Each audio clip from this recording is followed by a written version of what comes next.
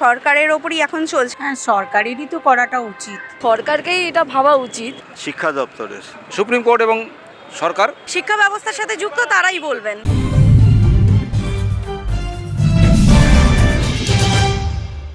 সমাজবিজ্ঞানের একটি বিতর্কিত বিষয় নিয়ে ক্ষোভ প্রকাশ করেছেন দেশের শীর্ষ আদালত। এমনকি সেই বিষয়টি পড়ার জন্য নিষিদ্ধ ঘোষণা করা হয়েছে সুপ্রিম কোর্টের পক্ষ থেকে। তবে এখন প্রশ্ন উঠছে যে কোন বিষয়টা পড়ানো হবে আর বা কোন বিষয়টা পাঠ্যপুস্তকে থাকবে সেটা সিদ্ধান্ত নেওয়ার অধিকার যদি সরকারের বা স্কুল শিক্ষা দপ্তরে থাকে, তাহলে সেই বিষয়টা নিয়ে যদি সুপ্রিম কোর্ট প্রশ্ন তোলে তাহলে সেই বিষয়টাকে অবশ্যই করে মানা উচিত। তবে সাধারণ মানুষ কি মনে করছেন যে এই বিষয়টা কি রাখা উচিত কি রাখা উচিত নয়, বা সুপ্রিম কোর্টের যে নির্দেশ সেটা তো অবশ্যই করে মান্যতা দেওয়া উচিত। তবে সাধারণ মানুষ কি মনে করছেন সে বিষয়ে আমরা সাধারণ মানুষের সঙ্গে কথা বলবো, জানার চেষ্টা করবো। স্কুলটা নির্ভর করছে, স্কুলের ওপরই তো বেশিরভাগ নির্ভর করছে। এবার সরকারের ওপরই এখন চলছে, এবার সুপ্রিম কোর্ট কী করবে সেটা আমি জানা নেই। তো সরকার বললে সেই রকমই শিক্ষা ব্যবস্থাটা স্কুল সেটা মেনে নেবে, সেটাই চলবে। ওই স্কুল ওগুলো যেরমভাবে চলবে, যেরমভাবে পড়াবে সেগুলো স্কুলের ওপর ডিপেন্ড করে।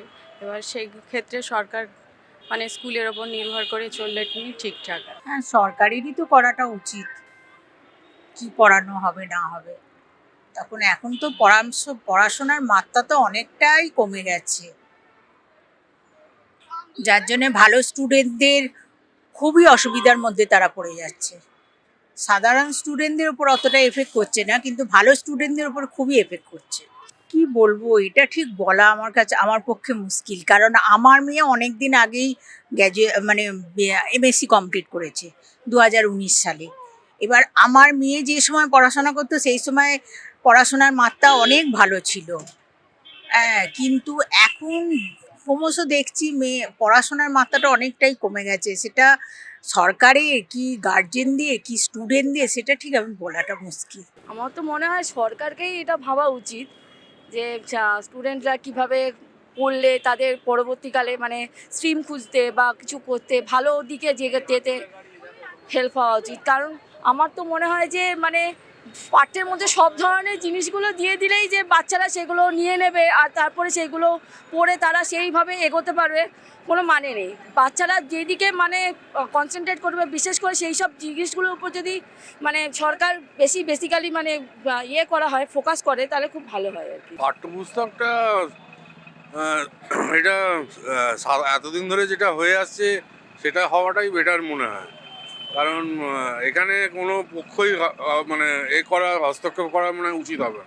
শিক্ষা দপ্তরের ঠিক করা উচিত পাঠ্যপুস্তকে কী করা উচিত, ছেলেদের কি সিলেবাস হবে, এটা শিক্ষা দপ্তরের, কারণ শিক্ষা দপ্তর রিলেটেড উইথ শিক্ষা, সেই জন্য ওদেরই দেখা উচিত।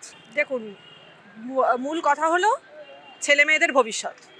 এইটাকে বুঝে যেই সিলেবাস ঠিক করুন না কেন, তো তাদের এটা বুঝে করা উচিত। পাঠ্যপুস্তকের এখন যে সিলেবাস আছে আমি বলবো না যে খারাপ, খুবই ভালো, কিন্তু পড়াতে হবে খুব ভালোভাবে। স্কুল বিশেষে পড়ানোটা নির্ভর করছে, আর টিচাররা খুবই ভালো। আমার মেয়ে যে স্কুলে পড়ে আমি বলবো স্কুল খুবই ভালো, টিচাররা খুবই ভালো, পড়াশোনা খুবই ভালো হয়, কিন্তু সব স্কুলে তো সেটা হয় না। তো সেই ক্ষেত্রে বলবো যে পড়াশোনাটা যেন ঠিকঠাকভাবে চলে, যাতে ওদের ভবিষ্যৎটা উজ্জ্বল হয়।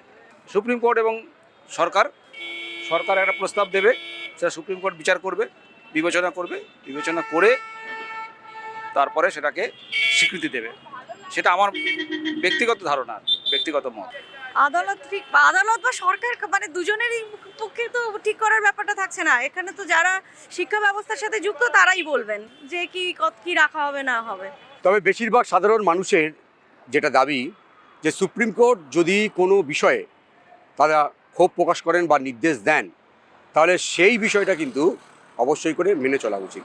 কারণ সুপ্রিম কোর্টের যে নির্দেশ সেটা অমান্য করার কোনো প্রয়োজন নেই বা কোনো উচিতও নয় বলে মনে করছেন বেশিরভাগ সাধারণ মানুষ। ক্যামেরায় সন্তোষ রায়ের সঙ্গে বিশ্বজিৎ, ওঙ্কার বাংলা।